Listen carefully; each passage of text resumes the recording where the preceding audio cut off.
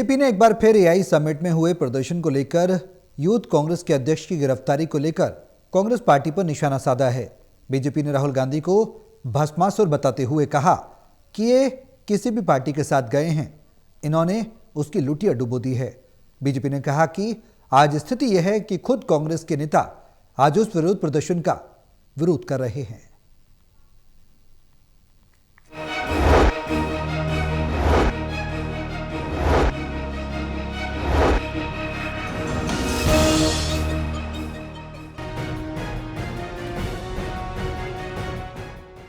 भारत मंडपम में लगे AI summit में यूथ कांग्रेस के प्रदर्शन के बाद हुई अध्यक्ष की गिरफ्तारी को एक और जहां कांग्रेस पार्टी गलत बता रही है, वहीं बीजेपी ने एक बार फिर निशाना साधा है। बीजेपी प्रवक्ता गौरव भाटिया ने इस मामले में कांग्रेस पर निशाना साधते हुए कहा कि राहुल गांधी ने भारत को शर्मिंदा करने के लिए जो साजिश रची थी, अब वो बाहर आ रही है।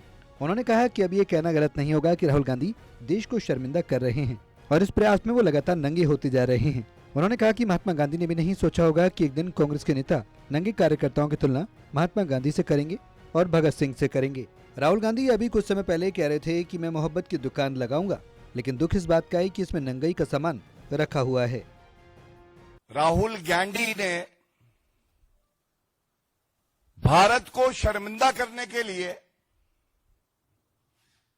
और बदनाम करने के लिए साजिश रची थी।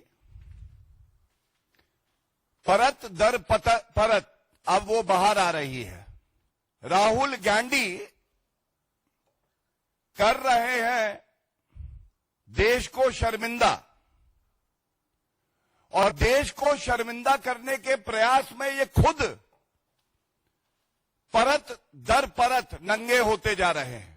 जो कांग्रेस के कार्यकर्ता उसके इशारे पे नंगा नाच करेंगे, उनकी तुलना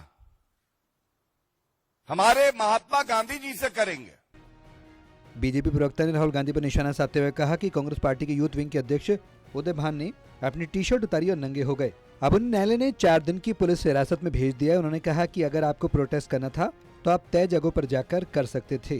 कांग्रेस के कार्यकर्ता पीएम के लिए जिन शब्दों का इस्तेमाल कर रहे हैं वो नंगे हैं। उन्होंने राहुल गांधी को लेकर कहा कि वो एक भस्मासुर हैं।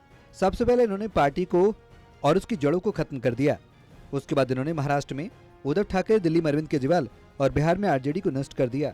उन्होंने कहा कि आज खुद उनकी पार्टी के नेता मार्गरेट अल्वा ने कहा कि जिस कांग्रेस में उन्होंने काम किया उसमें इस तरह का प्रदर्शन नहीं होना चाहिए था।